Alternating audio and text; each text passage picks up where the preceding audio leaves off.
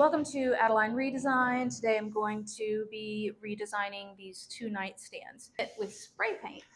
Spray paint has a bad reputation for some pretty good reasons. I will show you how to properly use it. Also, there are things that may come up that are not the user's fault. We'll go over those issues. Let's fun around and find out with spray paint. We need to clean it, remove the hardware that I know that this is clean with the exception of dust because I cleaned it myself previously.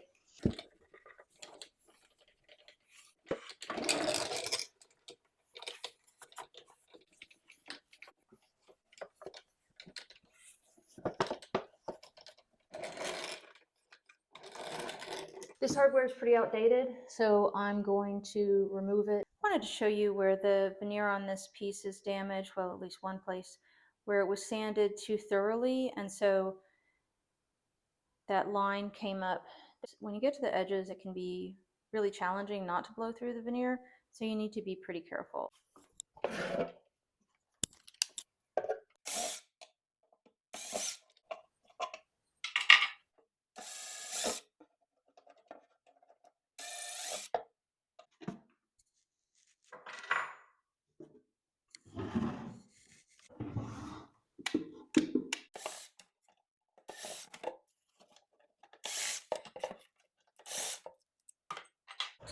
Because I won't be using all the hardware holes, I want to fill the hardware holes, and I'll be using a different hardware entirely. You can use wood filler, you can use Bondo. To be fair to Bondo, Bondo is stronger.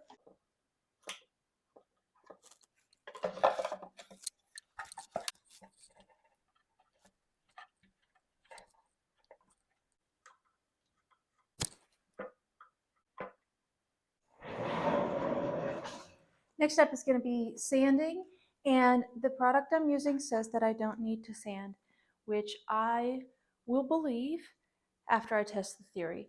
I'm not going to be sanding the back of this piece, but I am going to be scuff sanding the rest. So that doesn't mean I have to spend a lot of time on it, but I am going to scuff up the surface. I'm using 220 grit, and I just am going to wrap this around a block. It makes it easier to hold.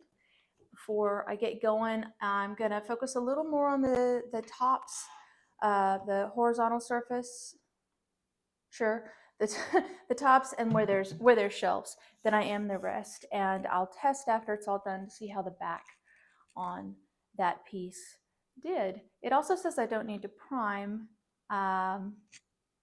Maybe I'll do a test on that too.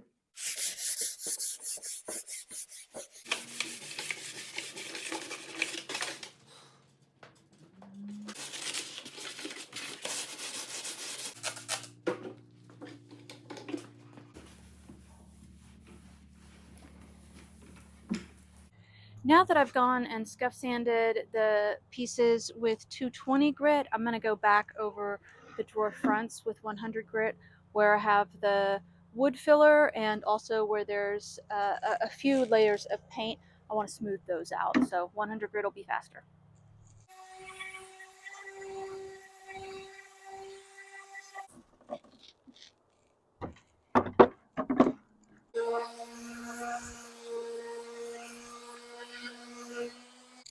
This decorative trim on the tops is just too busy for modern day, and since we want this to be more modern, I'm going to use a jigsaw to trim it off.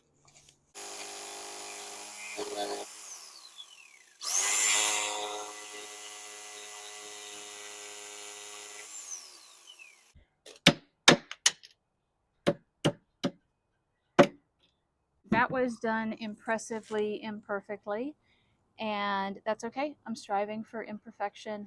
This is a little much. I'm going to go back in with my 100 grit sandpaper, try to smooth it out. Following that, I'm going to tape it off at the back so I can experiment with primer when it's sanded or when it's not sanded before I do the paint.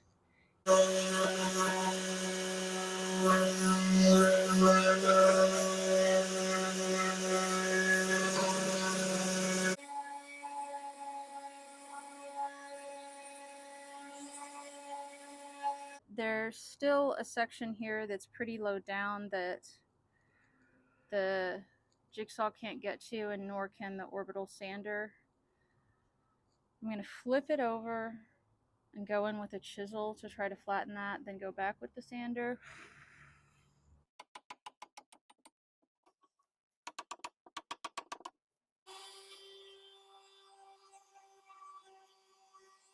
Before I go outside to start spray painting, I wanted to go over a few things with you because I'll have a mask on and it would be pretty hard to hear. The most important points of spray painting, first of all, is light coats. Do not try to get full coverage your first time around. It's not going to work well. The second thing is people don't shake the can well enough. Follow the instructions and start timing yourself after you hear the rattle ball. It may be 1 minute, it may be 2 minutes, and nearly all, I can't think of one that wouldn't, but they will tell you to shake in while you're painting. So do a few passes, give it a shake. Do a few passes, give it a shake. Shaking helps distribute all the material evenly, so the sheen across the board is going to be the same, and that will help prevent it looking streaked. Also, the light coats will help prevent it looking like it's streaked. When you're painting, you want to go past the point that you're painting before you turn back so that you don't have at the edge of your paintwork too much buildup. Light coats, shake regularly, and follow the manufacturer's instructions on how to use the product. They have those instructions for a reason. They're usually pretty accurate. Things that may happen is your spray nozzle might not work. One thing you can do is if you have multiple cans that have that nozzle, is try one of the other nozzles.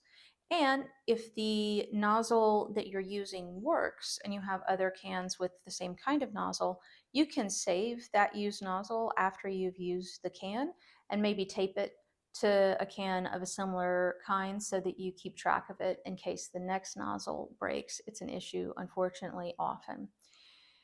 At the end of when you're painting, you want to turn your can upside down and hold it for a few seconds until it sprays clear. That'll clear the nozzle out so it doesn't get clogged up. Clogs are what can create splatters, and those are quite unfortunate. If you don't do a light enough coat and so you get a drip or a run, grab something to wipe it up as soon as possible. That will help. If you go too heavy and you get a drip or a run and you don't catch it, you'll need to go back and sand it, and that's okay. The other thing to take in consideration is that mixing different kinds of spray paint comes with danger. Some don't work well with others, and when they off gas over time, it can create different strange effects like wrinkling, which was something I almost did in this video. I have a white paint from Krylon. That's a paint and primer. I was going to use this as the primer. And then I have this beige gray from Rust-Oleum. Now, I'm not sure if these are going to be compatible. They very well may be. And I don't know if I want to use this project to fun around and find out entirely. So what I will do is use the white as the primer on the back where I'm experimenting with sanding and priming. And then I'll be using the Rust-Oleum on the other three sides, the remainder of it, because this is also a paint and primer.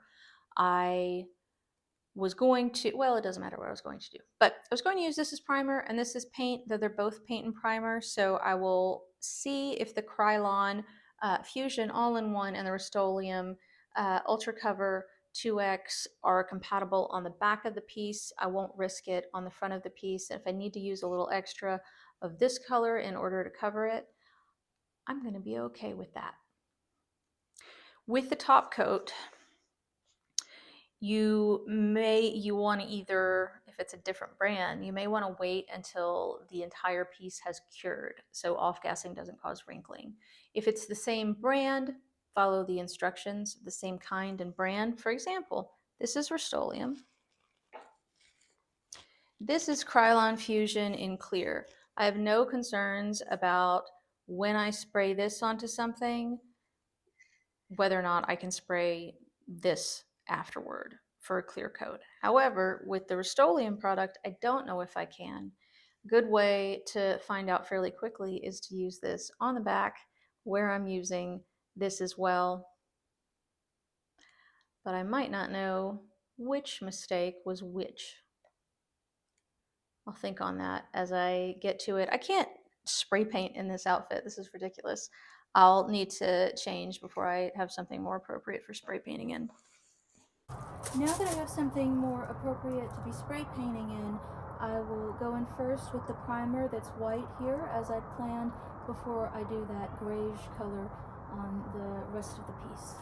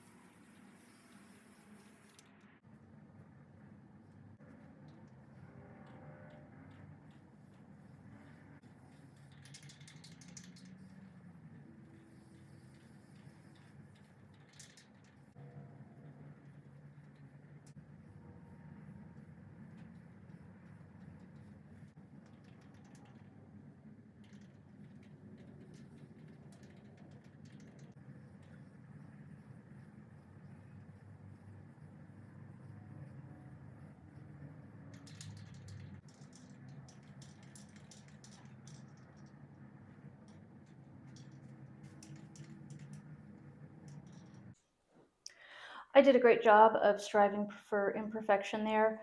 I used 2 cans. I don't have full coverage yet, but I am losing sun, and I'm going to be late for dinner if I don't pack it up. The next 2 cans should provide full coverage, and if they don't, then we'll see what happens when we get there, and I will fun around and find out. If you would click like, that would be great. I need to get out of these work clothes and into something appropriate for dinner. This is the next day, and the tops look pretty good. They got full coverage, so I'm happy with that. The places where there's not full coverage, well, there's not full coverage yet, so it still looks pretty splotchy. Or streaky, not splotchy. The drawers have presented an issue. The fill that I did was not sufficient, which is not surprising. I will go back, do another fill, and then I will sand them down before the next spray can comes out. I have these pieces in my garage now, and though they're not perfect, the tops are particularly bothersome. There's a couple spots, as you see there. Man, the camera really picks it up.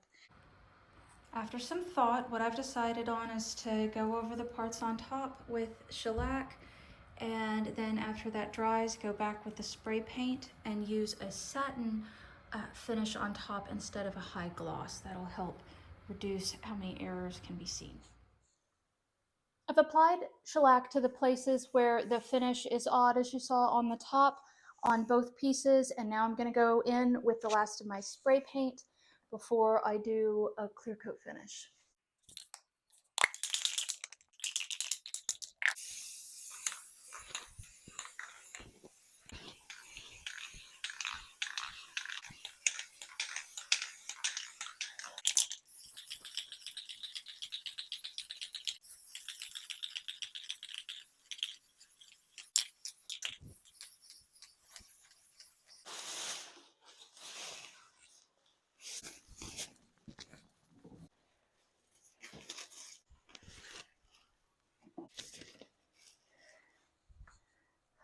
Here's hoping.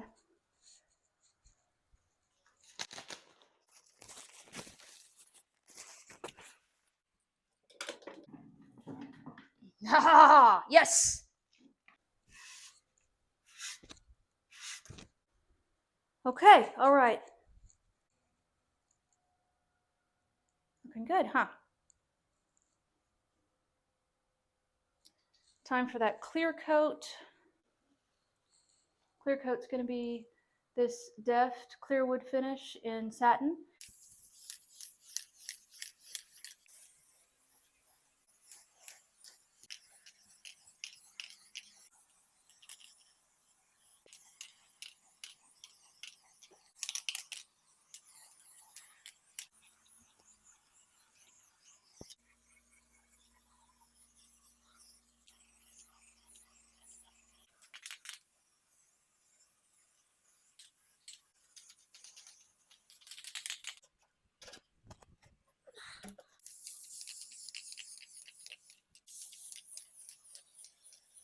It is 35 degrees out, so I'm going to take these inside for the next step, which is handles, and then we're done.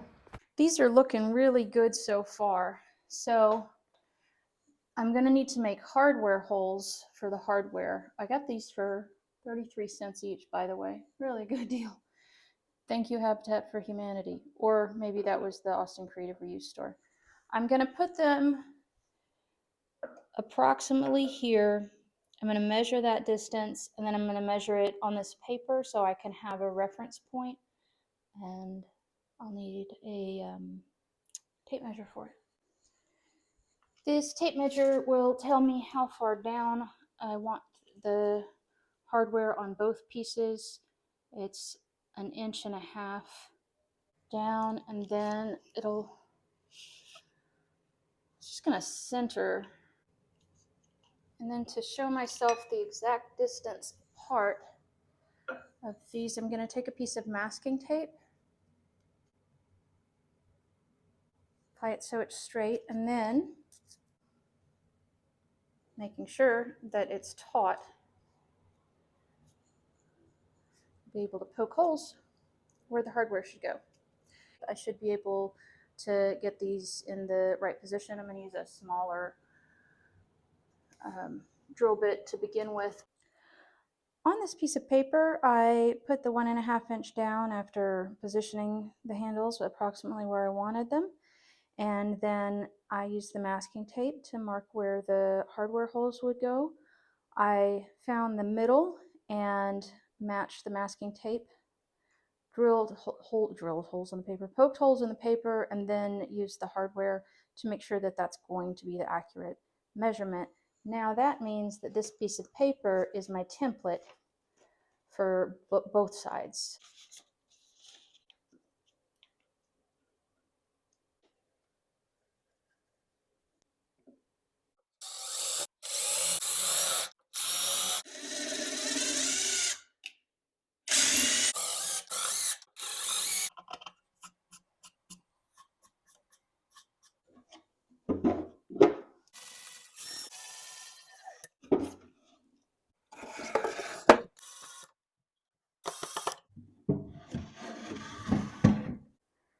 Don't those look nice?